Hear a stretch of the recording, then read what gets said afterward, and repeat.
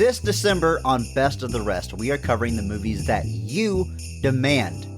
To make your voice heard, head to the show notes, click the link, and tell us what movies we are covering this December. That's right, December is Listener Demands Month on Best of the Rest. Again, head to the show notes right now and tell us what movies we are watching.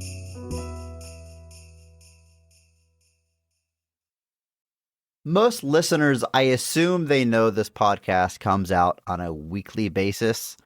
I can't imagine we have too many listeners that are expecting it like on the specific day we aim to release these. It's probably only me that cares about the schedule. But if there's any listeners out there that are particular, maybe they expect this show to drop every Tuesday so they can listen Wednesday on the way to work or whatever. Sometimes we don't hit that. Sometimes it doesn't come out on the day that we plan. And the reason can be, usually it's just life cropping up. But, here at Best of the Rest Incorporated, we believe in mental health days, Andrew. And sometimes if one of us is just not ready to bring the energy to the microphone, we don't try to force it. We wait it out and circle back around. You were kind enough to do that for me recently. I super appreciate it. And you mentioned something. This is what I want to get to, Andrew. You mentioned maybe being a little stressed out recently or looking to relax, and you put something on to watch to chill out a little bit. Do you want to tell the people what you watched this week, Andrew? Yes, Chris. I watched an episode of the Chris Gethard Show, notably entitled One Man's Trash. One Man's Trash. You finally watched it after months of badgering and your friendly recommendation. It's probably been years. It's probably been a while, but a few times on mic, I've brought it up to make sure everyone out there knows that I'm asking you to watch this, and plenty more times off mic and in text messages, because for one, it's a great episode of television, and specifically, I just felt like you would really appreciate it. So, Andrew, what's your ruling? Yeah, it's pretty funny. So to be clear, I had no idea what really this was out. Like, I had no idea. Like, obviously, like, I didn't really know who Chris Gethard was. I knew he was a person that existed, but I didn't even realize that it was like an episode of his show, even, because I didn't know he had a show. So all I had to go off of, basically, was that you told me this was really funny, and I knew that Paul Scheer and Jason Mantzoukas were in it. So I really had no other frame of reference for what this was, how it was going to work, any of that. I like, you mentioned that it was like an improv thing, and so I wasn't sure if it was like a like long form improv scenario. I guess that's kind of what my brain assumed it was, because I guess in the image you see there's a giant dumpster behind him, so I wasn't sure. I had no idea if this was the narrative thing. I didn't realize it was a talk show. I had no context for anything. Just that you were telling me that it was super funny and that Jason Mantzoukas and Paul Scheer were in it. I don't think you mentioned Chris Gethard once in your. I've surely said it was the Chris Gethard show. I don't think that you did. I think you just told, because you kind of described. I almost thought it was like a standalone thing. I didn't even realize it. Anyway. So earlier this week, honestly, you had also mentioned that it was a rough week. And so I was like, I'm going to watch this because it's going to make Chris happy that I watched this. Oh, that's very sweet of you, Andrew. And additionally, I can probably make some references now to things from this that will add to the layers of our friendship. And I think the first thing I was deceptive, and like I texted you a reference from it. You took a minute for you to get it, and you were just like, "No way, you're actually watching it." And I was like, "Yes, I am." But the whole premise, of what it is, and I honestly don't want to say too much because it's why it's so hard to recommend. It's like it's very satisfying. I think you would like this. I can't tell you why. But yeah, I And guess you so can say the premise of the episode, right? I mean, that's so the about all whole you can say. premise of the episode is that there is a dumpster on stage and everyone is trying to guess what's in it. That's it. So obviously all of the trappings of the Chris Gethard show are still present, but they are all largely ignored outside like a weird wrestling setup for the final episode. Which was super weird, and John Hamm is in it. I was just super good. Like I I've watched this multiple times, and every time that comes up, I'm like, oh man, I should have watched like more Chris Gethard show. I should watch the next episode. I haven't yet, honestly, but I hear good things. well, like because the final is the rest. Just a quick bit. So it's like Chris puts his team together, which I think is X Pac, Colt Cabana, and I can't remember who the fourth one is, honestly. Rhino. It's Rhino. Um, and then the other guy's team is two guys in masks that are clearly indie wrestlers. I don't know who they are, but they're wearing masks. And then his fourth man is John Hamm. And John Hamm's entire gimmick is he just like, there's no way I'm in the right spot. Like he didn't come dressed to wrestle. He has no idea what's going on, and he's just very confused. So the fact that John Hamm played ball with it, very funny. But like that was one thing where like they did like the human fish thing, and that was the one moment watching it where I was like, "What is I? This is dumb." I was like, so there were moments in the show where I was just like, I don't know that this is something I could watch the entire thing of Sure. and not. I mean, it's very like but Wayne's World vibes at times. Like yeah, like very Wayne's local World access, no budget, doing whatever we want. Like, but it's like clearly, you're watching the actual product that goes out, which when you watch Wayne's World, you don't actually want to see like the right. show. You don't want. I don't want to see them talking to a guy who invented a vacuum hair cutting machine. But anyway, and it's largely driven by Paul Scheer and Jason Mantzoukas. Like they really do co-opt it, and because of course they do. Like there's no way they weren't going to do that.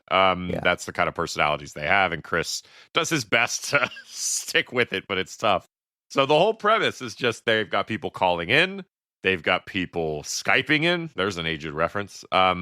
Just endless, all trying to just guess what's in this trash can. And so like in my head, when that was the first setup, I was just like, I genuinely was like, is that it? Like, is that really all that this is? And it's and that's it. I'm And not that's gonna, I I'm think not gonna say anything else. I think that's all we can say. I'll just say Yeah. like I think it's extremely satisfying. It's fun to watch. And what I say is that like you can't watch this and just not be in a good mood at the end of it. That's kind of the vibe. Like it is very funny, but I don't want to recommend it someone expecting like it's the funniest episode of television they've ever seen. Like it's not that it's insanely hilarious. It is funny, but it just makes you feel nice. It just makes you feel good. And yeah, I mean that's like the premise. I think I'm gonna download this to preserve it for the future because Throw I it in the believe Plex. it should Not be a bad idea. exactly. Yeah. But it's wild. It was definitely like I didn't know what to expect, and when it happened, I guess it's a weird thing where like I had no preconceived notions, and it still didn't unfold in any way that I would have imagined. So it was a trip. It was it was a hell of a thing. But obviously I like Jason Mantzoukas. A lot of people know him from Brooklyn Nine-Nine, might be the most like high profile thing he's done. Yeah, The Good Place. The Good Place. I just saw him on season 19 of Taskmaster. Season 20 just wrapped, but he was the first American-based comedian to be on Taskmaster. They have had like Americans, Canadians before, but they're all ones that have largely repositioned to the UK. He was the first person to be like from America and lived in America to be on the show, and he loved reminding everybody that the show was costing him money to be on it because it didn't pay him enough to offset what it cost to be there. And his whole stance on that show was to just cause as much destruction as possible. He would finish tasks and then just like knock over tables on his way out of the room. Had weird things he tried to do, like he kept trying to get on the roof of this house they do all the tasks at, and they wouldn't let him. So just massive chaotic improv energy. And it definitely was a thing to be like, okay, like I should investigate this more. And obviously, how did this get made? The podcast that they do, I still remember a couple of weeks ago, I asked you if you knew who Paul Scheer was, and you were like, Andrew, what? And I was like, all right. But it was wonderful. It was, and I did see that there was an extended cut, and I was like, oh, more jokes, excellent. But no, it's just the shit. I mean, you can't even say what the extended cut is, Andrew. I mean, you can't talk about that. But well, I don't think saying what the hook of the extended cut is bad. But it's too much. It's too much. Yeah. But if you've seen it already, go check out the extended cut. Don't go to the extended cut first. Don't start with the extended cut. I think it's a misleading title. To be very clear, it's not really an extended cut. Like if you search One Man's Trash extended cut, it doesn't come up because that's not what it is. So just search One Man's Trash, watch that first, and then there's another version that is available. So anyway, all right. I think we've made it. We've made our case. Time. Everyone, go watch it. You won't be disappointed. Pause this podcast, go watch it, and then come back and hit play and listen to our theme song. We're not talking about the best of them. We're just talking about the rest of them. Not the worst parts, but the best parts. And the best parts we have. The best of the rest. Hello and welcome to Best of the Rest. My name is Chris Logan, and I am joined as always by my shibby co-host, Andrew Williams. Say something to the listeners, Andrew. Hello. Each week, we take a second look at a movie that was poorly received upon release and challenge ourselves to only talk about the things we like and what the movie does well. It's Stoner Month, and this week we are talking the 2000 film, Dude, Where's My Car? Where's your car, dude? Dude, where's my car? Where's your car, dude? Dude. Okay, we're not gonna do the bit. You know the bit. No, you know what? We'll be here forever. it's still funny. I'm sure we're a hashtag positivity podcast. We're not gonna. There's some stuff in here probably didn't age well. We might address it, but a lot of this stuff, I don't know if held up's the right word, but it still made me laugh in the year 2025, Andrew. Yeah, there's definitely things in this movie that I still find very funny. Yes. I'm not gonna pretend otherwise. What is your history with this movie? I think you shared with us last week that you've seen it a lot. I think your exact words were you could close your eyelids and watch the movie on the back of your eyelids. I could close my whole eyes. I worded that weird, but I'm not gonna take it. Just shut your eyelids and go to sleep. Like, why'd you have to say it like that? That's so look confusing. at the back of your eyelids and go to sleep. Because when you think about it, when you go, you're always sleep, looking. that is what you're doing. You're always looking at the back of your eyelids. You can't not look. You've. This is like when somebody points out that you can see your nose with your eyes, but your eyes kind of ignore it when you're looking out at yourself. You just pointed out to me something that I don't appreciate. That my eyes are never technically not looking at something. And now when I go to sleep, I am just simply looking at the back of my eyelids. And for some reason, your eyes are always looking. Your heart is always beating. The heart always beating doesn't bother me. Really? That's the one that freaks me out. The back of my eyelids. Like the eyes looking at the back of my eyelids. For some reason, that's hitting me on a visceral level that I don't like. Not being able to turn something off in your body freaks me out, no matter what it is. I mean, you breathing's like that. Like everything in your body's like that. Your body's always running. Yeah, I don't like that.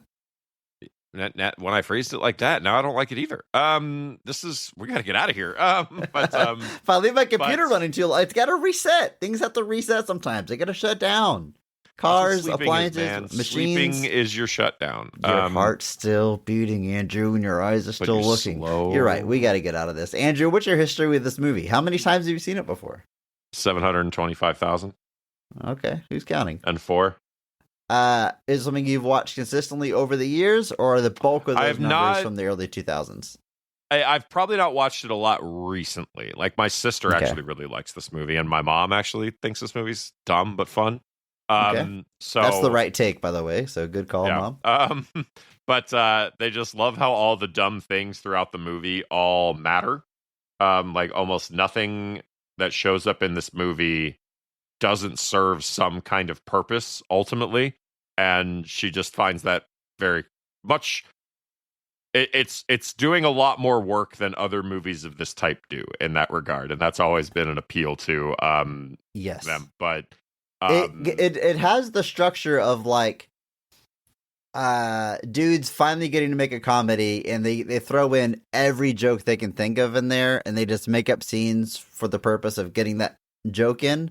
But like you said, it's all story related, which yeah, I mean the story is not that deep, but just a little bit of effort to make everything matter, have a purpose. It's one step farther than like I mean, like I love Dumb and Dumber, but that movie is a road trip movie just so we can go from gag to gag, you know? Right. It's not really think it's a narrative that it's a simple narrative that just acts as a conduit for the jokes. Whereas this is like taking all of the jokes and being like, okay, let's have those inform the narrative, basically. And both are certainly valid. Like, I mean, Dumb and Dumber is an extremely funny movie. But yeah. So anyway, that mindset, you know, was definitely part of why. And so, like early on, I'm pretty sure I had this on VHS back in the day. Nice. You know, I definitely watched this movie a lot. Have probably not watched it in a great many years. Outside maybe some clips here and there, so I was interested to go back and rewatch it for the show. And yeah, also I thought it was a lot more oblique about the stoner references. It's not. You know, we talked about that for we went in. We were like, you know, it's got the right vibe to be a stoner movie. They get called stoner kids multiple times. They do not smoke weed on screen, but you're certain that they do. The only character that does smoke on screen is a dog. Is a dog. So I think that, yeah, it totally qualifies as a stoner movie for sure. Definitely. So, yeah, in that regard, I was really excited to rewatch it, and like I said, turns out still pretty funny. I have seen this movie before. I saw it not a ton, not as many times as you, but a few times on home video back in the day, and then never watched it again and rarely thought about it. I enjoyed it for what it was back then, but outside of like a few gags that like all the kids quoted, I'm not a little playground, you know, in the cafeteria room.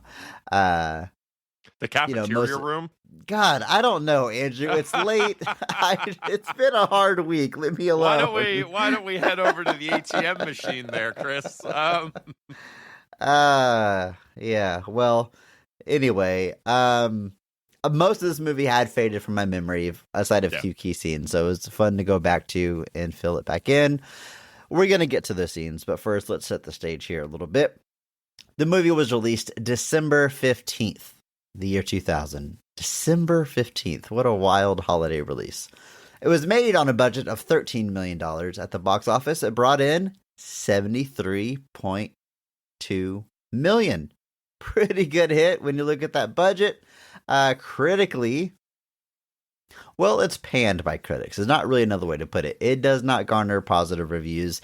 Even the audience score in the year 2025 is only 47%. I thought that would be higher. I think this movie certainly has, I mean, I would struggle to even call it a cult following. Like, it was just a hit comedy that seems to be fondly remembered. So I expected a little bit more there.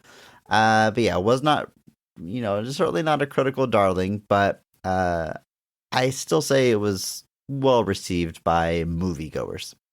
I mean, it's one of those things where I think this movie, I don't think anybody was expecting this to be some sort of critical hit. Yeah. The audience score is obviously much higher than that critic score. The critic score is 16%. It is admittedly only off of 61 reviews, which is a lower pool than you normally get for this sort of thing. But the popcorn meter drives it up to 47%, so much more split reaction, which much more in line with kind of how I would expect people would react to this. the box office is very interesting. It opens. It is one of 3 new releases the weekend it comes out. 3 new releases. It ranks second with its 13 million. At number 4. Hang on. Can I guess? What's number 1? Yes. I'm Griffin Newman. I am not, but Holiday 2000. Is this the year of Grinch? Grinch is in the top 5. It is not number 1. Interesting. Wow, really? That one released oddly early. Is that one that released like the beginning of November or something? It is. It is. I but will tell you. How the Grinch Stole Christmas is number 3. It makes 40,000 less than Dude, Where's My Car? So it almost makes exactly the same amount of money in its 5th week of release. Yeah. On December 15th, that was its 5th week. So it came out like even pre-Thanksgiving to maximize on that. And now they're doing a 25th anniversary release of it this year. And I slipped a disc in my back just saying that out loud. At number 4 is the 3rd new release, The Emperor's New Groove. Interestingly enough, I would have thought that was a bigger hit. And I don't quite know what its legs ultimately were. I saw that in theaters, so I contributed. 90 million domestic, 80 million international, so about 160 million. But so some legs on there, especially coming off of a 9 million opening weekend to get up to 90. That's a 10 times multiplier. That's pretty unprecedented. So this one probably proved popular with families over the holiday. It's also just really funny. But number 5 is a movie called Vertical Limit, which is a mountain climbing thriller. I remember it. Christopher O'Donnell? I think so. Yeah, Chris O'Donnell, Bill Paxton, Tamura Morrison's actually in that too. Does he go by Chris O'Donnell? I just called him Christopher O'Donnell. Am I wrong? Did. It's not incorrect, but he goes by everything I've seen is Chris. But yeah, that's number 5 in its 2nd week of release. Its total gross to that point was 28 million. I've never even heard of Vertical Limit before this moment, and it is somehow almost 28 million in its 2nd week. Number 1 for that weekend, taking in a gross of $33,614,000. Any final guesses? 2000. Is this? No, I mean December 2000. I don't know. I can think of summer movies, but like, because like Mission Impossible was huge, I think that summer. But I don't know. I've got nothing, Andrew.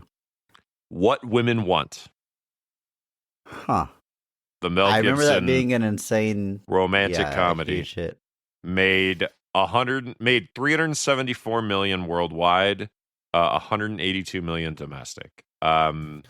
That is absolutely insane. Is it possible that movie has aged worse than Dude, Where's My Car? Yeah, I would say absolutely it has. Okay. Like based only off of its star, 100%. Like, I don't even need to get into the context of the movie to be like, yeah, it's definitely aged poorly. So it looks like Dude, Where's My Car doesn't really get a lot of follow, because next we get the Christmas weekend.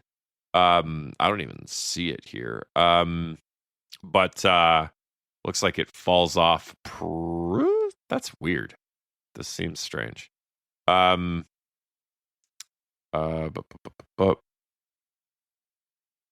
seems very strange. Hold on. Because the weekend of December 22nd to 24th, that's when Castaway comes out. So Castaway comes out and definitely disrupts things a little bit. But I don't even see Dude, Where's My Car in the top 10 at this point. So what happened to it? That seems very odd to me. But it was number 9 for the long Christmas weekend. I guess it's only in the long weekend numbers. So yeah, it doesn't hold too often. And then obviously big movies coming out, Castaway, things like that kind of drive it out of the box office. But despite that, the movie has a pretty strong off of, it's a $13 million opening, and then worldwide it makes 73 million, 46 million domestic. Like that's, I can't imagine this movie cost that much to make. The budget was 13 million, so it recouped that budget in the first weekend. And then ultimately went on to have a 6-time multiplier off of its budget. So definitely a success. But it's that end of the year is definitely they were some big hits there. Obviously, Grinch still holding strong, Castaway coming, and the top 10 highest grossing film of the year, What Lies Beneath, still hanging around.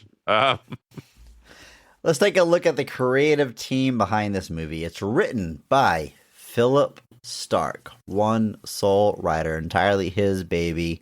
This is Philip's jump to screenwriting, or for film, I should say. He mostly works in television, most notably on That 70s Show, where he's a writer and a script supervisor. It's going to explain in part the cast that we end up with here. Also want to point out, he's a Houston native. Shout out H-Town. And other than that, though, like this did not launch a movie career. He sticks around in television and not a ton of credits after the aughts, really. I kind of checked everywhere I could, and seems to be just stayed in TV land.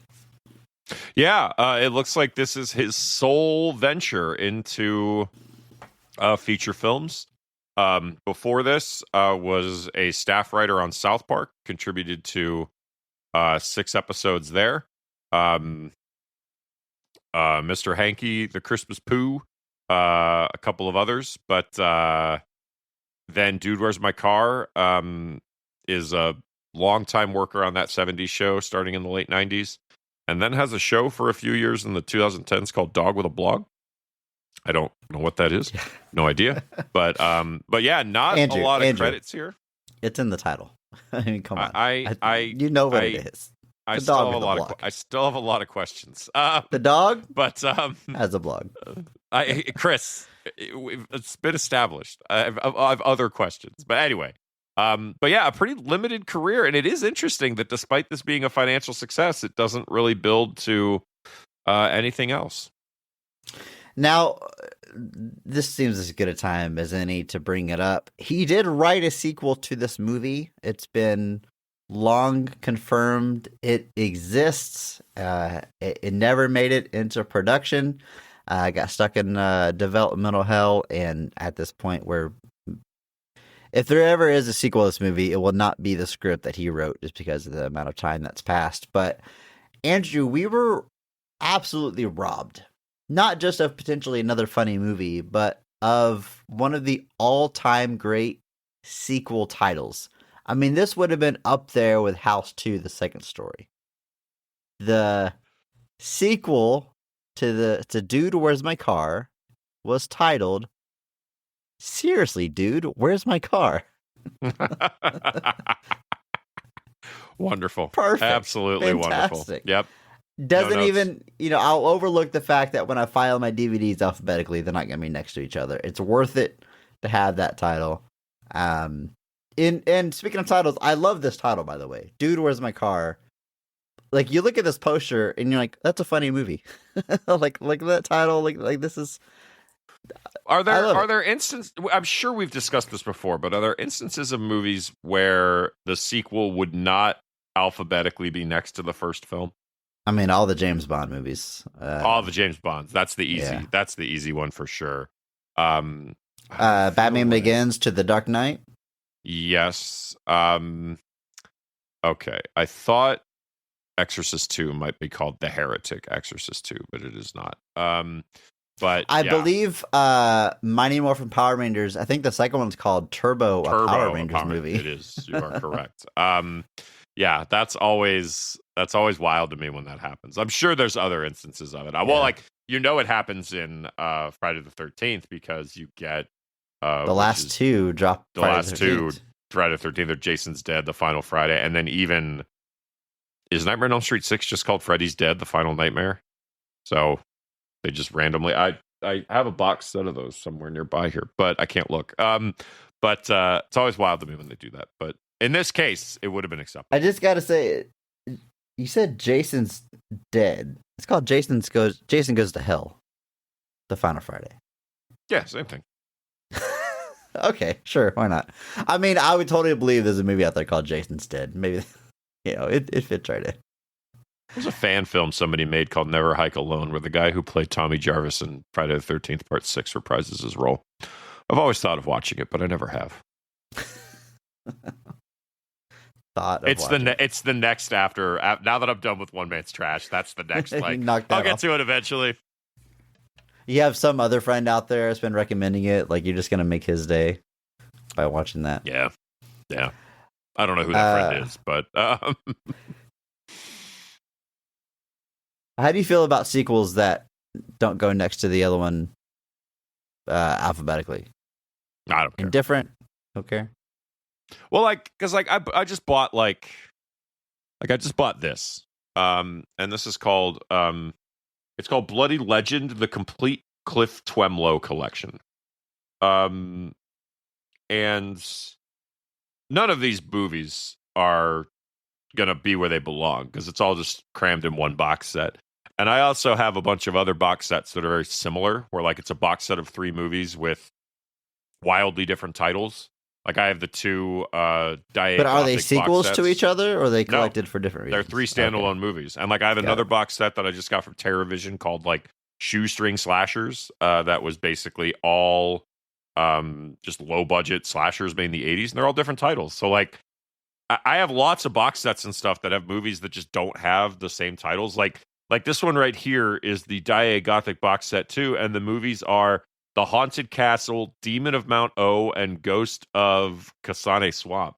And it's like, where do I put that? Do I put it under D for Daiei Gothic? Because that's not going to tell me what's in it. Do you ditch the box set and file them separately? What do you do? On your desk for years until you decide, Andrew. That's, yeah. Until I get new shelving, it doesn't matter anyway. The fact that we, if there's any reason for us to have a video podcast, which we don't, never will, is the fact that we record these, both of us surrounded by movies that we are constantly referencing. But speaking of box set, the Mexico trilogy. Yeah, it's a good El Mariachi, example. Desperado, Once Upon a Time in Mexico. Yeah. These are sequels to each other, but they don't go next to each other if you're filing alphabetically. Absolutely not. And it's and I just got I got the Criterion 4K of This Is Spinal Tap, and then I just got Spinal Tap 2. They would technically not go together based off the titles. Do you put This Is Spinal Tap under Spinal Tap, or do you put it under T for This Is Spinal Tap? And then obviously the second one's just called Spinal Tap 2. So that'll be frustrating because I have the Criterion 4K of This Is Spinal Tap, and then I have the 4K Steelbook of Spinal Tap 2. So they don't match at all, but I'm going to get over it. Oh, you poor thing. I hope you do. Yeah, I know. Andrew, Dude, Where's My Car? It's directed by Danny Liner. Now, this is basically his feature film debut. He has a small movie before this, but this is the first from a major studio. And what's crazy is the very next movie he directs is Harold and Kumar Go to White Castle. I mean, back-to-back seminal comedies of the early 2000s. Yes, I mean, they huge, right? Yeah. I mean, Harold and Kumar are a little bit bigger than Dude, Where's My Car, which is kind of just a moment in pop culture. But Harold and Kumar launches careers. It launches a franchise. It is still fondly remembered. I mean, it's just monster movies back to back. I didn't really know much about his filmography beyond that, though. I looked a little bit into the movie he directs called Great New Wonderful, which is a movie of short vignettes that all take place in New York a year after 9/11. And they're not directly about 9/11. It's just everyday life and how people are trying to cope with what life is now in New York. Sounds super interesting. Has an all-star cast. I want to check it out. I'm usually interested whenever comedy directors start digging into something with a little bit more substance, and that looks to be what that might be. Although after that, he does direct, and it ends up being his final film, Balls Out, Gary the Tennis Coach. So he does not abandon his comedy roots, and that movie, Balls Out, reunites him with Sean William Scott from this movie. Although tragically, Danny Liner would pass away in 2018 from lung cancer, way too young. R.A.P. to Danny, but a small but impressive filmography the man leaves behind. Yeah, and I mean that's not even diving into like some of the television stuff he was part of. Like you've got he did episodes of Strangers with Candy, he did episodes of Freaks and Geeks, he did episodes of Sports Night, he did episodes of Arrested Development, he did episodes of The Tick, the Patrick Warburton Tick. He did an episode of The Sopranos, he did an episode of The Office. He kind of had little brief stints in a variety of different shows over the years that not exactly a lightweight, if you might say so. But yeah, interesting career. The fact that he's got Dude, Where's My Car? The fact that Dude, Where's My Car and Harold Kumar Go to White Castle were directed by the same guy is just funny to me. Like the fact that happened. But otherwise, yeah, it's an interesting career. Pretty Two much comedies where the title is a complete sentence. Basically, I mean, it's and so he worked a lot, continued to work through 2014, and I imagine at that point, his illness probably starts becoming an increasing issue, but leaves behind quite the interesting body of work. Andrew, I think it's time. I think it's time we jump into this movie, talk about all the positives and everything we like about Dude, Where's My Car? Where's your car, dude? Are you ready? Yes. We're not talking about the best of them. We're just talking about the rest of them. Not the worst parts, but the best parts. And the best parts we have. The best of the rest.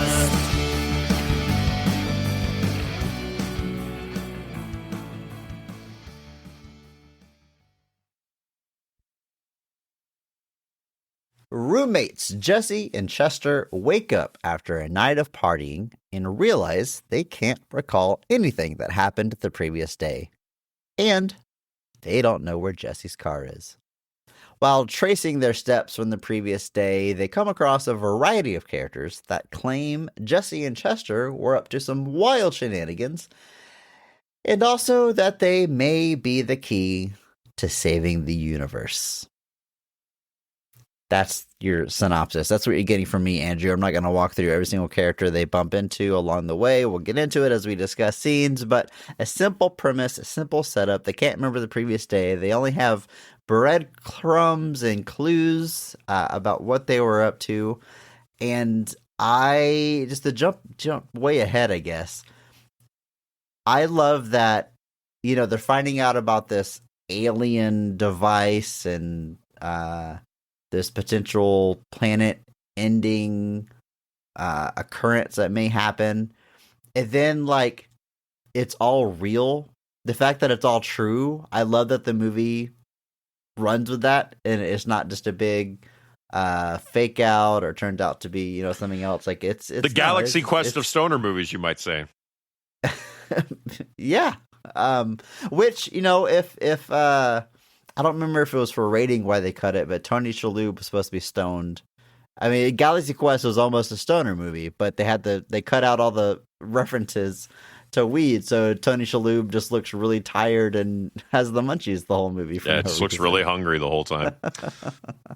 Andrew, before we get to all the scenes of this film, though, you know what we're going to do. We're going to talk about the cast of the movie, starting with the high point, best casting and best performance in the film, because every episode we recognize one person who goes so far above and beyond the Call of Duty that they actually elevate the quality of the entire film with their performance. And we recognize that person by giving them the Mark Strong Award. So, Andrew, kick us off. Who is getting your Mark Strong Award for Dude, Where's My Car?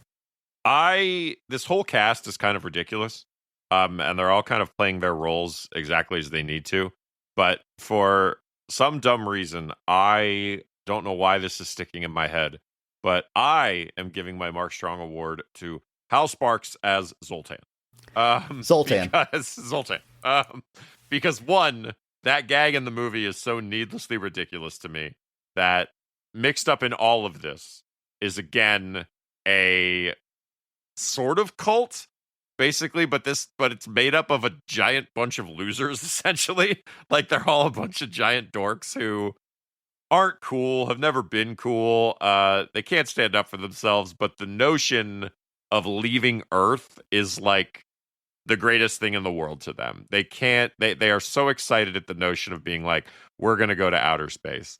And then just the notion of the Zoltan, the referent, the fact that his bubble suit has a purple hood and nobody else's does, just weird little things like that all are super funny to me.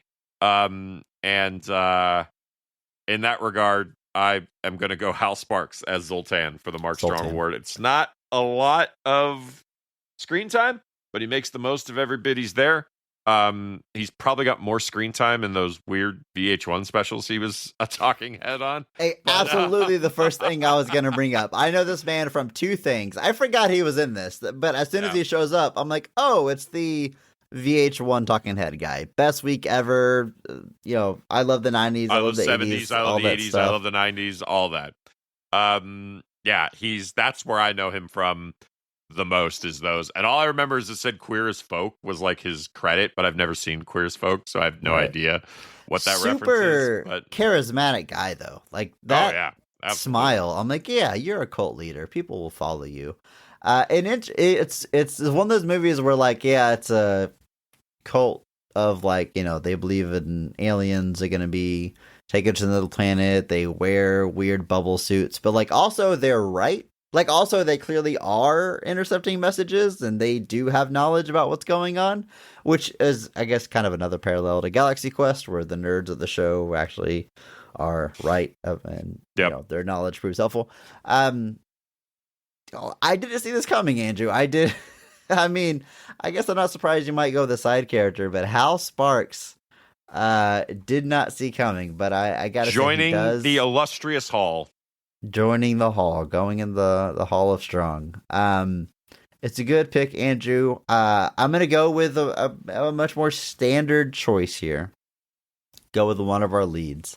And this was tough. Like, how do you separate the two? Like, how can you like one more than the other? I don't believe you should do this, but if there was ever an argument to be made for giving it to a leading to a duo.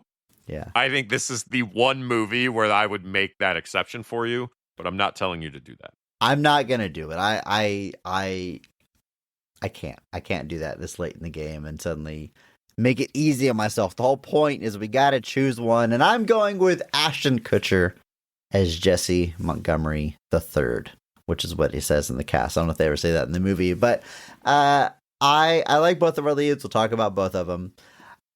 Ashton Kutcher. This is a perfect use of Ashton Kutcher in the year 2000. That 70s show is hitting its peak. Is Punked on yet? This is around the time of Punk. I mean, the dude is everywhere or about to be everywhere. And this movie isn't asking too much of him. It's using what everyone likes about him at the time and putting him in this fun ride of a movie. He fits in perfectly, and even though like that 70s show is comedic and his character is dumb, I don't feel like I'm watching Kelso from that 70s show when I watch this movie. He still manages to make it its own thing. His chemistry with Sean William Scott is fantastic.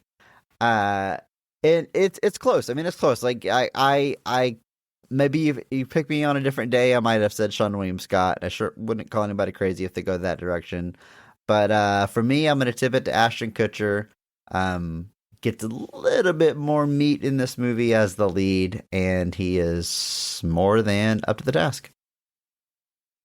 I think this is a good pick. Obviously, the leads are carrying this. They are, um, and it's yeah. I think it's a good. If you're going to give it to anybody, I think there's a lot of arguments that could be made for almost anybody in this movie, giving them the Mark Strong. I think you could give it to Sean William Scott. You could give it to one of the. You could give it to almost anyone, and I would be fine with it. But I think this is a good pick. Ashton Kutcher is. I wouldn't say he's the brains of the operation by any means, but I think he is playing this character well. Obviously, I think the thing you pointed out where he doesn't feel like he's just playing Kelso is a good thing, because it's oddly to me, I think Kelso is dumber than these guys. Like I think there's a self-awareness to no, it. these guys are pretty dumb. But there's still these moments of self-awareness that they have that Kelso doesn't. Okay. Like one of my favorite Kelso moments is when Jackie they go to like the ice fishing bit. I don't even remember what they're doing. Yeah.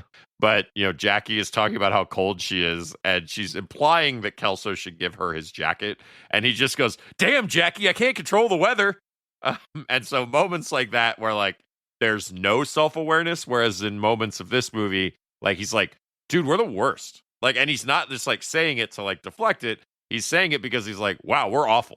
Like we are not good boyfriends. We're not smart. We're like there's these moments of clarity that I think separate the character from Kelso in a way that I think puts them a little. Again, I'm not saying this is Harvard level changes here, but just a slight step ahead that separates it enough for me.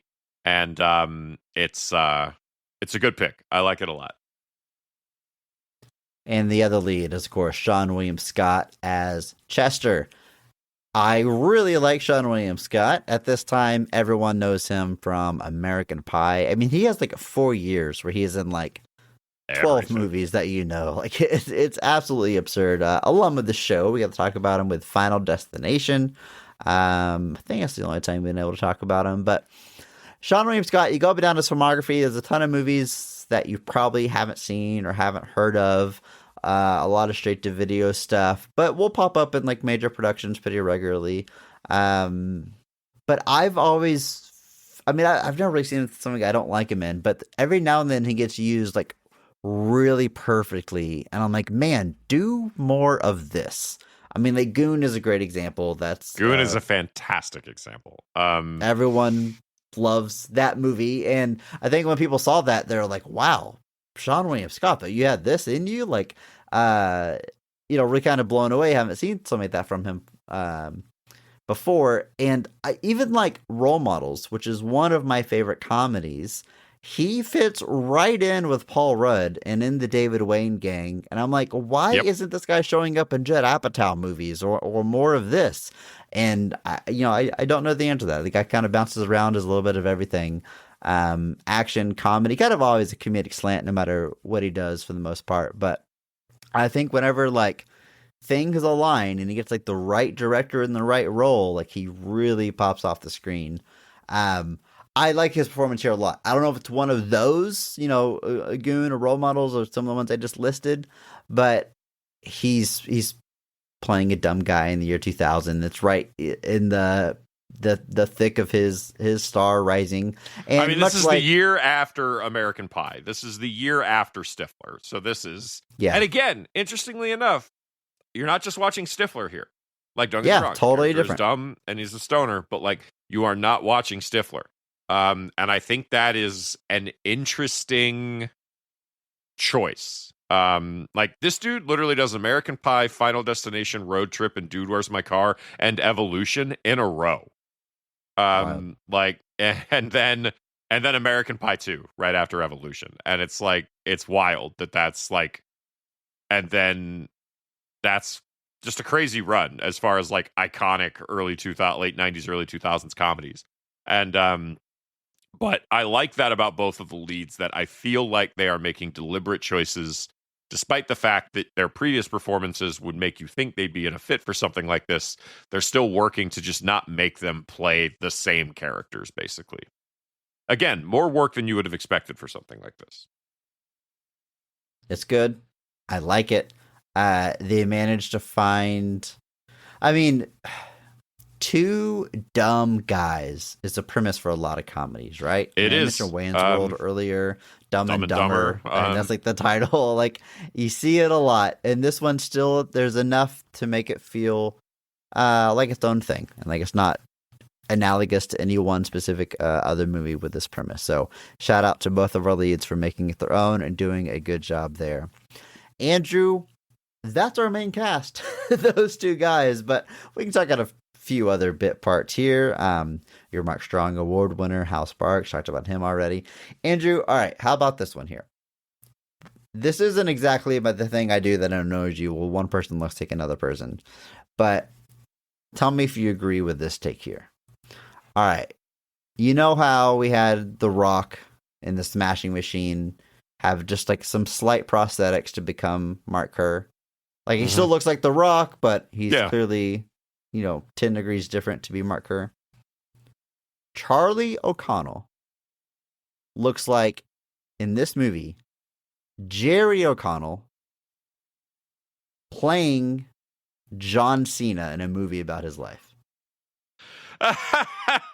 Oh, that is a wild. Also, I agree or disagree. You see where I'm coming from here. I would have said this is Jerry O'Connell. Like I didn't. I did in my notes. I wrote, I forgot Jerry O'Connell was in this. He got really buff. That was my note. Turns out he is not. I looked like halfway through the movie. I'm like, is that Jerry O'Connell though? Like it looks a lot like him. It's his brother. They could be friggin' twins though. They look so much alike. They do a lot, and then adding in the John Cena bit, if he just plays a stereotypical jock. He embraces it, and he's really good at it. Probably says stoner more than anyone else in the movie. It's stoner bashing time. Quick to my stepdad's pickup truck. That's a line in my head, and like I'll literally just be like, I'll be alone walking to my car. And I'll just be like, quick, to my stepdad's pickup truck. And I'm like, you don't have a stepdad. You don't have a pickup truck. Why are you saying this? This is ridiculous. Christy Swanson plays, I didn't say his, Charlie O'Connell plays Tommy. I guess we should say his name, but he's the jock in the movie. His girlfriend is Christy Boner, played by Christy Swanson. I mean, Christy Boner. That's a... James Bond level name there. Yes. I was gonna say like teen sex comedy name, but like interestingly, this movie is not really a sex comedy, in my opinion. Like there's not really sexual references and innuendos, but like American Pie is a teen sex comedy. This is, a teen stoner movie, a stoner comedy. A little bit of that road trip energy, even though they don't leave town, but they go from like set piece to set piece, but not really. Like our two leads have had girlfriends for a year that they haven't had sex with, which is interesting choice for a movie like this. But Christy Swanson playing the necessary super hot girl next door. She's type, got everybody's attention kind of character. The name is Christy Boner. We're not looking for anything too deep here. We know what the score is here. We know what's going on. But it's we talked about Christy Swanson before. She was in a little movie called The Phantom. She was apparently in a pro-Trump stage play with Dean Cain called FBI Lovebirds Undercovers. All right. The dude's girlfriends are twins. Not identical twins. I don't know why they couldn't just be sisters. But hey, they're twins. We have Jennifer Garner as Wanda and Marla Sokoloff as Wilma. And, well, this movie doesn't pass the Bechdel test. There's nothing about them. The female characters up and down. There's just not too much to say. They do all the gags you expect. They get mad at their boyfriends, and then they fall for the simple, sweet gesture. And then when that backfires, they're mad at him again, and then they end up together at the end. All the usual stuff. Yeah. You know what is um what's the refreshing casting to see, Andrew. Frida Foshin as the Chinese food lady, the voice of the Mhm. drive-through, the extended and then bit. Yeah. It's an actor of Chinese descent. And you know what? Yes. I appreciate that, Andrew. I'm so glad that's As do not I. a white person putting on that accent. I'm sure it's still I mean, she's born and raised in America. I'm sure it is still her leaning into it, but you know what? I'm glad they found someone of appropriate ethnicity to do so in the year 2000. Yeah. Yeah. That's about all I got there. I do want to call out. We can mention some other people as we talk about scenes and stuff, but I do want to call out Brent Spiner, who known notably for playing Data in Star Trek: The Next Generation, randomly plays an ostrich wrangler called Pierre. Yep. Yeah. I don't know why he's here. I couldn't tell you why he's here. I'm sure he's talked about this, and I really need to like see if he's ever said anything about it. But like, it's one of those cameos that like, it's one of those things where it's like a cameo. I guess it's like a bit part, but it's like, would the people going to watch this movie know him from Star Trek?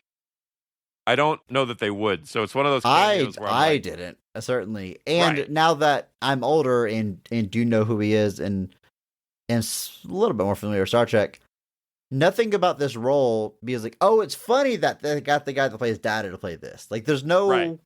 correlation or overlap Yeah, or it's like hidden it's like a joke there. weird, like it almost is like honestly like, hey, we got this bit part. Do you want to do it? And he's like, hey, it's like the polar opposite of Data. Let's do it. Which I could definitely see being the only motivation he needs at all to do something is, hey, it's not Data, and he would be like, I'm in. So in that Now regard, you go see Brent Spiner at a con, and he's got he sees people coming up to him about Star Trek all day long, signing memorabilia and posters, and then Mhm. you show up with a "Dude, Where's My Car" poster for him to sign. What do you think his reaction is? Good, positive? Thanks for the shout out. who says I bring a Dude, Where's My Car poster? This is the hypothetical scenario, Andrew. I'm saying the royal you. If you someone comes up with a "Dude, Where's My Car" poster, wants him to sign that. Do you think he appreciates sort of the break in Yes, tone? I think he does. I think he does. I think he would only appreciate it more if I brought a Master of Disguise poster. I think he might be I- mad about the reminder of that one. He's going to be more like, "Are you all right?" At that point, he's going to be like, "Why did you do Yeah. this?" But yeah, or Independence Day. I guess that's the other thing he's got. Spain's got a little bit of a line, even though it's all mostly Star Trek. But yeah, I think he would appreciate a nice little break, and then I would be able to dovetail that into. So, hey, how did you end up doing this? Yeah. Get the scoop. All right, Andrew. There's of course there's other bit parts. We can talk about them when we go through scenes, but I think it's time that we do exactly that. Talk about the scenes of this film, starting with the best scene of the movie, or at least our personal favorite scene. So, Andrew, in your opinion, when is this movie firing on all cylinders? What is the best scene in Dude, Where's My Car? It's a tough thing because the whole movie is just one giant fever dream at times.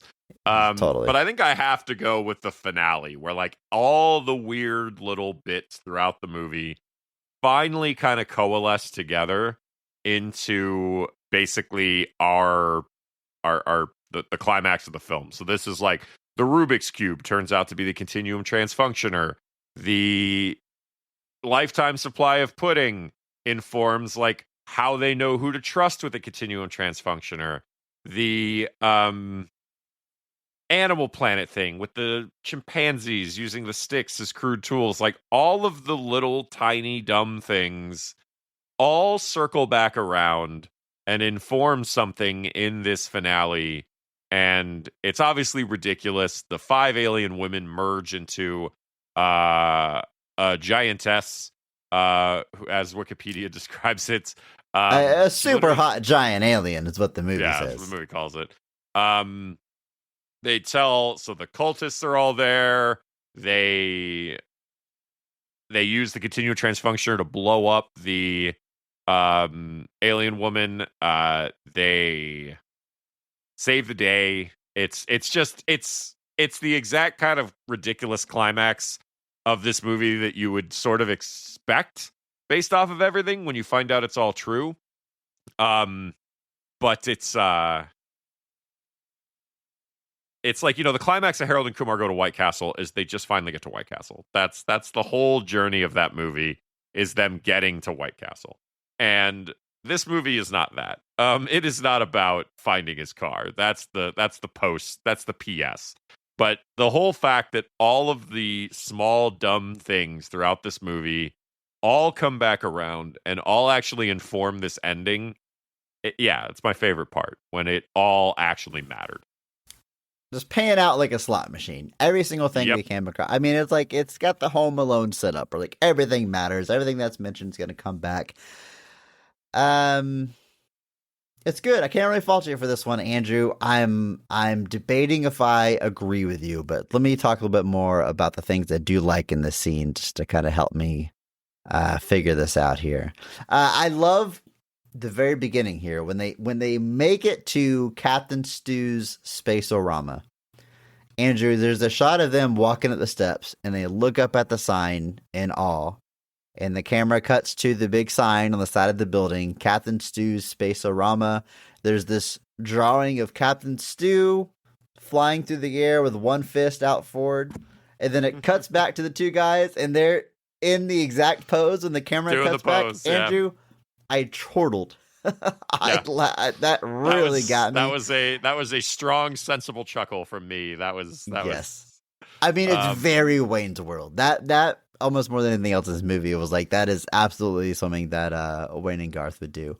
But I love in this world, it's like good world building. It's like, in this world, like, I've never heard of Captain Stew's Space-O-Rama, but in this world, it's the cool place to go and hang out, and they're excited to be there, and they're posing like their favorite hero on the side of it. I love that little moment so much.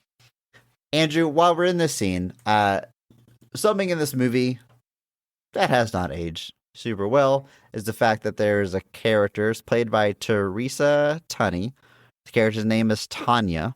The character is a trans woman, which, of course, in a 2000 comedy is nothing but a setup for jokes, which, they aren't that funny these days. But Andrew, at the risk of getting our podcast canceled, whenever their boyfriend Patty shows up at the end, and it's just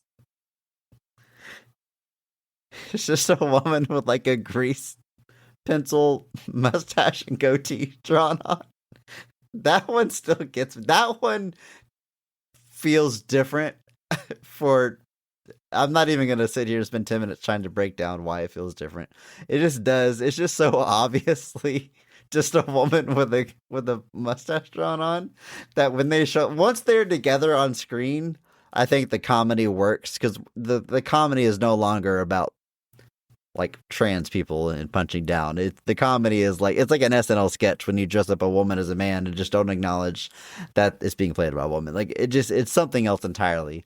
That bit where they show up and then they make out, and then the thing is that still gets me. That's all I'll say. The character of Tanya, Wolf, we all probably feel the same way about it. But boyfriend Patty, very funny to me.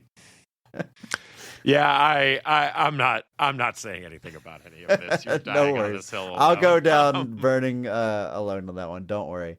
I like that they have lockers at the place, which I guess maybe you'd put is there a roller rink there? You gotta put your shoes. I don't even know why there'd be lockers there, but they find a locker. There's a bunch of stuff from their night before, and we get this rapid fire gags as far as what all is in that locker.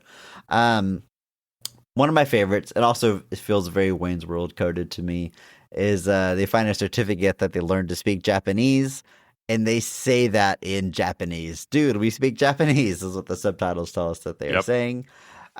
Seeing their certificate reminds them that they know Japanese. Very funny, very stupid. I really enjoy it. Andrew, yeah, I'm gonna agree. The finale is my favorite scene in the movie. It's the most rapid fire jokes. Everything is paying off that was set up before. Everything's landing. It's satisfying from a story perspective as much as a movie like this can be. Mostly we just appreciate they're putting in the effort to tie the strings together. The jokes are working. The super hot giant alien is very fun, and like, yeah, that's where this movie was heading. It's good, Andrew. I'm gonna agree with you. Favorite scene in the movie. It's a good pick, Chris. I support it. Thought you would like it, Andrew. I thought you would like it. All right, here's maybe a runner-up, though. Here's another. This isn't a progressive movie, but I like the joke here. Jesse and Chester pull up to a stoplight in the year 2000. Why do I know it's the year 2000, Andrew? Good Charlotte is blaring from their speakers, and Fabio is driving the car next to him. Oh boy, we are in the year 2000. I love this setup here. They pull up and they get into a bit of a piston contest with Fabio. They're revving their engines. They're trying to outcool one another, and it keeps escalating. Eventually, Fabio puts his arm around the hot chick in his passenger seat because he's like, "Look what I got, boys. You don't have this." Jesse plays along. He puts his arm around Chester in his passenger seat, and Fabio's like, "Okay, that's not the point. The point is I can do this." And he starts macking on the hot chick. Looks over at Jesse like, "What you got? You got nothing." There's a little bit of hesitation, but the boys know what they have to do. And they make out. They make out. Jesus. And Ashton Kutcher and Sean William Scott are locking lips. Like, it is full blown. They go for it. And like I said, there's a little bit of wince of like, we're not gay. Should we do this? But like, once they go for it, they go for it. And they are proud of themselves afterwards. Yeah, Fabio drives away in bewilderment and they high five each other. I sincerely love this moment. It's such a bro moment in a very sweet way. That it's like their friendship is stronger than their sexuality, their straightness, their homophobia. I don't know. Like, all that matters is like they're buds and they're there for each other, even if that means making out with each other. And they don't. It's not a gross out thing. It's funny. It's comedic, but I think it.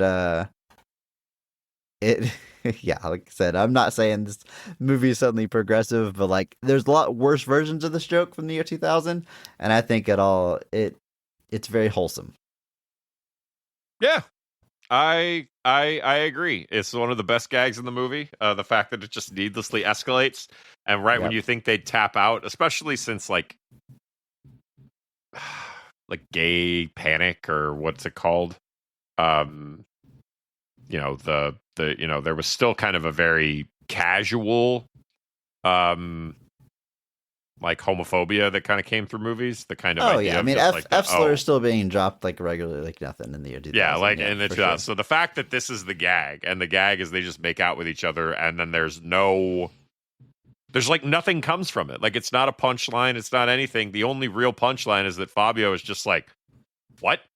And even that's like not necessarily coming from like, it's just not what you would expect to happen in that moment. And so the fact that the movie, again, this is not a progressive movie. I don't want to act like it's cutting edge or anything, especially since we just talked about something else that definitely didn't age super well.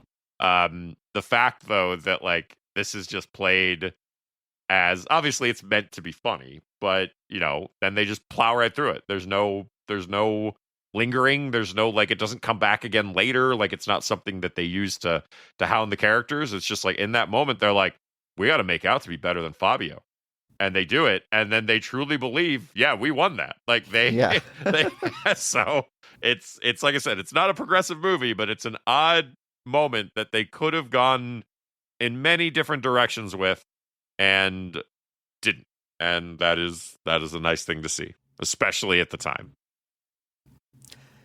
Andrew, there's a pretty funny joke here. Probably the most well-known gag of the movie, I might say, is when he's going through the Chinese food drive-thru. It's the name of the place, Chinese food. Yep. And he's placing his order, and the only thing that they're saying across the speaker is, and then? And he adds another item that eventually he's done ordering, but they keep saying, and then, and they get into a shouting match. Now, it was kind of played to death. The joke itself, I know exactly where it's going. It's fine enough.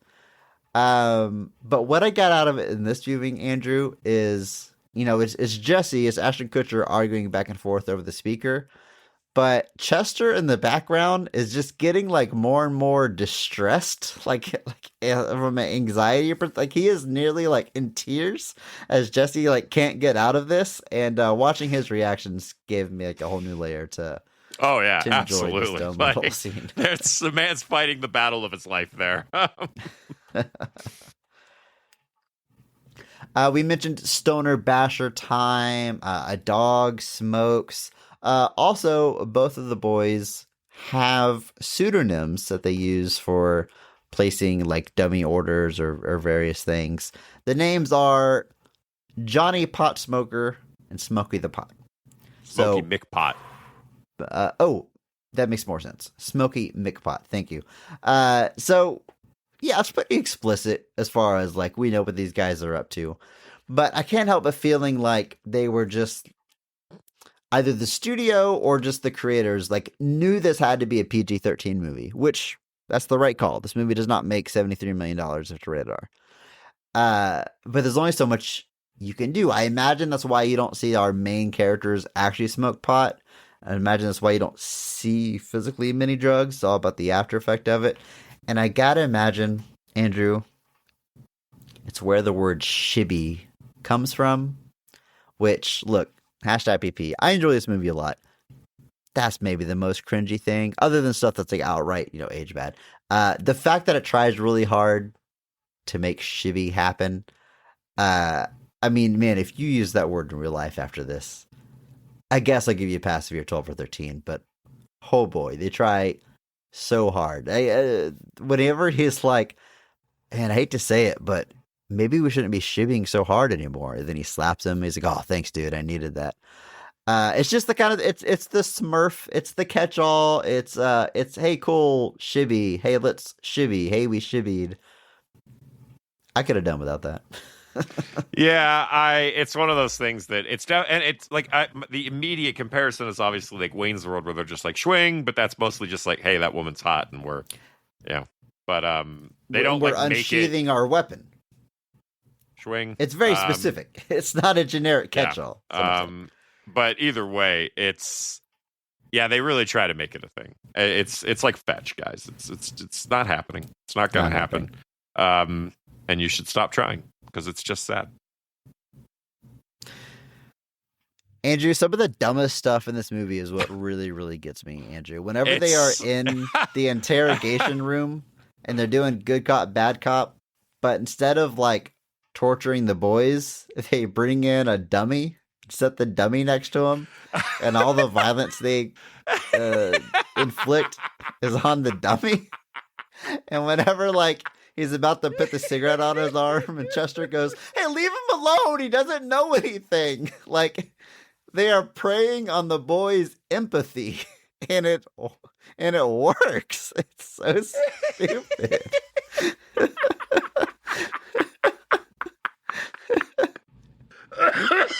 Oh man. I agree. But it's so dumb. It's so dumb, but it's so funny. Just the Sean William Scott's just like pleading, helpless. Hey man, he doesn't know anything. It's like he's not real, man. Oh my god. That's good. God. It's very good. While they're at the police station, they find out that they were just misidentified and with a different crime, and they have the real criminals in custody. And this is all being pointed out by a character that has like beyond Coke bottle glasses. I mean, obviously the joke is that he has. I feel like I've vision. seen this guy before, but I don't know what I've seen. I went down that route. I googled his name. I looked for other stuff, and I couldn't find it. But yes, I agree. He felt very familiar. So if you come up with something, let me know. But he says those are the real criminals over there. And we cut to the real criminals, and it's a huge, super buff bodybuilder dude and then a little person female. I mean, the joke being like, this could They not don't be not even close. more Not even different than our close. two Yeah, guys. like that's the entire Which is joke. great. That, I mean, this age is fine because the joke is not about how these two people look. It's about how different they look than our main characters, and the joke is about poor eyesight. I mean, it's not about the people themselves. But I love that little sight gag. Very good. Very, very good. The a lot of the gags during the cop stuff is very, very funny. This guy, Pat Finn, is Officer Rick's name. He was in 3 episodes of Third Rock from the Sun, so I'm gonna guess that's probably Okay. where I've seen him before. But I just love when he's like, "Oh God, who's the goose? Me." But when he's like, "I accidentally sent your car to the impound," and when they're both just like, "Rick," like they're just so disappointed in him. But yeah, it's the whole police station sequence is just really, really funny. You know what? The most Kelso thing Ashton Kutcher does here, which it totally works, is very funny. I enjoy it. But it's whenever they ask Christy Boner if she's seen the car, and she says, "I saw the back seat," and he says, "Oh, I'm talking about the whole thing." whole thing. Yeah. So dumb. So absolutely dumb, but also perfect. I love this line because it's also very dumb, but also, I'll admit, makes me pause for just a second, Andrew. It's whenever they're being taken to Zoltan. Zoltan. And they are taken to a barn. And literally, it's like 80 yards. As they're walking away, it's just like voiceover. He says, because the barn is like tan. It's like brown colored, I guess. And he said, "Is it red? Then it's not a barn." Which, like, the joke is you're dumb if you think it has to be red to be a barn. But also, I paused and I'm like, wait a minute. Do barns have to be red? Is there a reason that is it actually just, like it gets It made you think about things where you were like, wait a minute, is this wrong? I don't understand. Yeah. No, I'm pretty sure it could be a barn if it's not red. Oh yeah, so I know that for but do it, but maybe, but seriously, maybe. Why are they maybe always why red, though? why are they always red? Yeah, like I don't know, man. I just watched Witness and it's not red in Witness, so is it not a barn? If the Amish build it, is it not a barn? Why is it called a barn raising then? Are they just a bunch of frauds? Yes, Andrew. You know what line reading from this movie, line delivery, I should say, has always stuck with me, Andrew. It's whenever 2 characters we haven't even mentioned. It's 2 people that are guarding the mysterious device. It powers only. Yeah, you know what I'm saying. It's mysteries only exceeded by its power. That's what it is. What are they coded like? Swedish? What are they supposed to be? Yeah, Andrew? like, they were Scandinavian. Was like Scandinavian leather models. top and leather pants. And they speak with that thick accent, and they ask him, "What about the universe?" And he says, Jesse, Ashton Kutcher says, "Screw the universe." And the way he says that is, it's burned. And into I my love brain. that, like, they stop and then they look at each other and they go, "Screw the universe." Like they're concerned. But yeah, there's so many line deliveries. Those guys especially, like, they send them to the Chinese restaurant. They get stuck in the drive-through. All of that's just so funny. But that line, there's so many specific things of this movie that are just in my brain. Like I mentioned, the quick to my stepdad's pickup truck, but there's also Zoltan going, quick to my mom's minivan. And being someone whose second car literally was his mom's minivan, that line also hits really that well. one you could have actually used in appropriate circumstances. It turns out, though, that nobody wants to hang out with you when you say "quick to my mom's minivan." It's I also love the introduction of Zoltan, because like Zoltan. they get taken in and they get brought to this compound, the Zoltan compound. Zoltan. It's they finally end up like in the room with Zoltan, and it's just the lowest rent version of this possible. Like there's a guy with a single keyboard doing like the repeating sequences as he like plays music, and like Zoltan just appears. And he like comes down the steps and he's like shaking people's hands and he's acting like it's a big deal. But then even in that moment, like the music keeps playing and he finally has to be like, cut it. And the guy's like, oh. And then one of the women who's actually played by what is her name?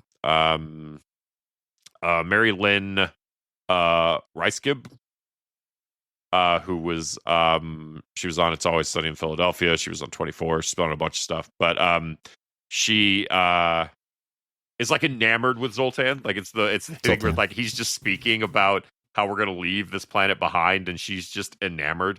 And then finally there's a back and forth argument where finally the two guys that Jesse and Chester stole their spacesuits from like bust in, and they're like, there they are, those are the guys that stole our spacesuits. They go, no we didn't. And then the guy has like a lisp, and just his delivery of yes you did like just lives in my head of just this argument back and forth. And then finally they just like accost Jesse and Chester, and but like just it's so ridiculous, and I don't know how else to say that this movie is just insane.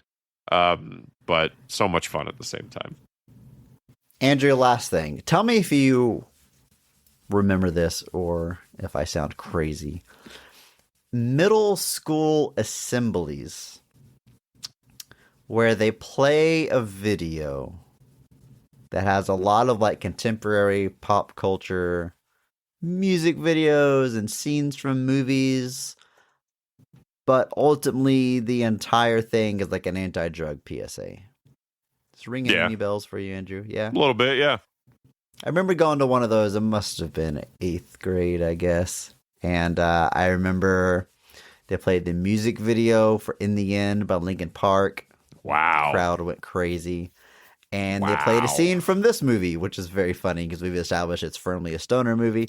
But it is the scene where they see the ostriches, and he says, dude, it's a llama. And he calls them llamas, even though they're ostriches. Dude, 8th graders losing their minds. Funniest thing we ever saw.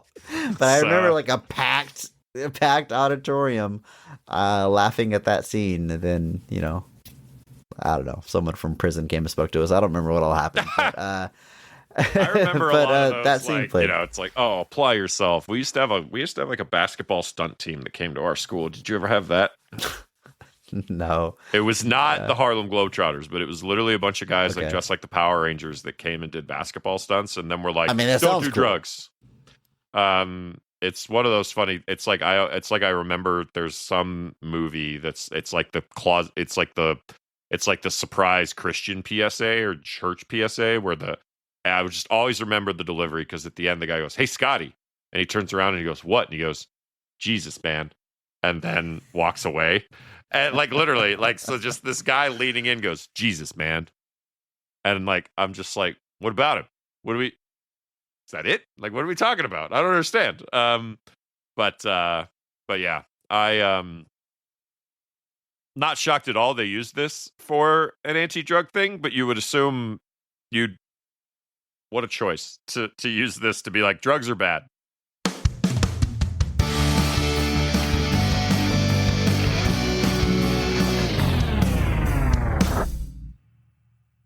All right, Andrew, we are deep into Stoner Month at this point. Are you feeling the fumes yet, brother? I couldn't even say that. That's what does that even mean? I don't know. What are you Andrew. talking about? Does it sound like I know what I'm talking about? No. No, hey, Chris, that's literally what I just said. Are you on the reefer, man? You sniffing the devil's lettuce? Yeah, White Widow super cheese? Looking at the back of your eyelids tonight. Skunkamola?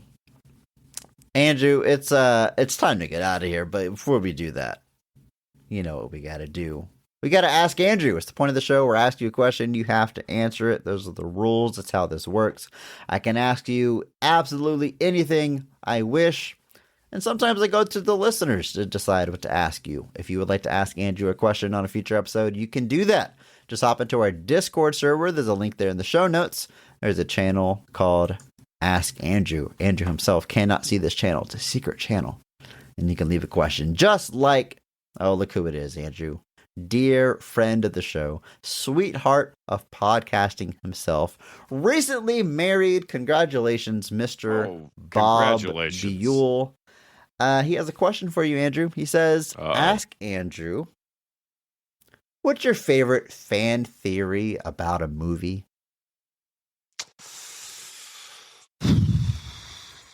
While you're pondering it, let me give you some time. No putting you on the spot. I like this question because I know you, Andrew, and I think in general, you hate fan theories. So I'm curious. I do very much hate. The problem I have with fan theories, and I'm absolutely certain that we've discussed this before, We unequivocally probably have, yes. My problem in general with fan theories is that they are answering questions that are not being asked. They are generally seeking an explanation or an answer to something that is just generally not supposed to have an answer or a whatever. Like Now, can you have fun with them though? Like whenever someone posits a fan theory and they insist like, oh, this was the hidden meaning if you know what to look for. I find that pretty grating. But what if if someone like Donnie in The Big Lebowski doesn't actually exist? Like, can you like have fun with that? And like it's fun to look at it through that lens and just imagine what that is without. And yeah, like there's ones that are fun to think about. Like it's usually this person doesn't exist now that I think about it. Like and Ferris some of those Bueller. just don't work. Like they've said it about Ferris Bueller, like Ferris Bueller doesn't actually exist, which doesn't work because so many people in the movie talk about Ferris Bueller. Yeah, so like it doesn't work. And it's the same with Donnie. Like Walter and the dude and many people in the bowling alley all speak to Donnie. So he can't. So either everybody imagines him or it's not real. The bigger fan theory that I like about The Big Lebowski, said by John Goodman himself, is that he thinks Walter is running off stolen valor, and that Walter never actually served. He just says it because he thinks it makes him seem tough. I do like that one. That was just John Goodman, who was like, that wouldn't be out of character at all for Walter to just because almost everything Walter says turns out to be nonsense. And there's other ones like Darth Jar Jar. Like Darth Jar Jar is one that runs around a lot because people think it makes the Phantom Menace, quote unquote, make more sense. Basically, that Jar Jar is like a purposeful, like he's that way on purpose to distract from what he's actually trying to accomplish. It's like there's fun to be had. I'm not going to say there's not. But generally speaking, my problem with fan theories is just that, is that they are trying to answer things that nobody's asking. Or some of like the fan theory people throw out there and be like, oh, this fan theory explains this. And I'm like, no. The movie like already told you that. Like the movie expressly told you, hey, that is the case. So, like there's the ones about like Batman, it's all in his head and it's not real, and like they make up all these things, and like I don't know. For me, most there's fun to be had, sure, like thinking through things, but overall I mostly am just like, okay, go sit down now. Try to think if I actually have like a favorite one. I can run through a few because I did a quick Google. How about the movie The Rock is actually the last Sean Connery James Bond movie? I think that's fine. I don't think it really works just in some of the specifics. I think it just doesn't really hang together. But that one is one where I'm like, okay, that's fun. Because it doesn't try to like reframe anything about the movie as being not what you expect. Which I guess is my other issue with fan theories in general, is that they try to like reframe the movie's message or something that it's trying to do by saying, oh, it's, like Ferris Bueller not being real completely changes the dynamic of that movie. But Sean Connery's character in The Rock actually being an aged James Bond, that doesn't change that movie. It just adds another layer to what his character is. So in that regard, where the fan theories kind of fill in background, those ones I tend to have a little bit less issue with because they're not trying to reframe anything. So, Well, there you go. A few fan theories. Andrew's not the biggest fan of fan theories, but I think that's Bob a few. knows that too. I think like Bob did this on purpose. Probably. Probably. But you know what, Bob? What's your favorite fan theory? Other listeners, everyone out there, hop into our Discord. Let us know, what fan theories do you actually enjoy? Do any of them improve your enjoyment of a movie, or are they just kind of fun sort of thought experiments for different stories? Let us know. Hit us up. Keep the conversation going. And come back next week. What are we talking about next week, Andrew? That's a good question, Chris. What are we talking about next week? I think we're talking about Half-Baked. Boo this man. Half-Baked, a movie I have seen before. It's been when I did don't know movie that come I've out? ever seen that 2004? movie start to finish. I've seen it at least know once, that but it's been forever. This is going to be a trip to go back to. Yeah. That's happening next week. Come back then, and until then, just remember that maybe not every movie is great. But all movies have greatness. Thank you to Mark Benavides for singing our theme song. You can check him out on Instagram at NotThatMarkAnthony. And thanks to Mitch for the music. Check him out on Blue Sky and check our show notes for the SoundCloud link. Check out our store on TeePublic for the best of the rest merch. And if you enjoyed this episode, please share it with a friend. It's the only way that we grow. Follow us on social media at BOTRcast. Thank you.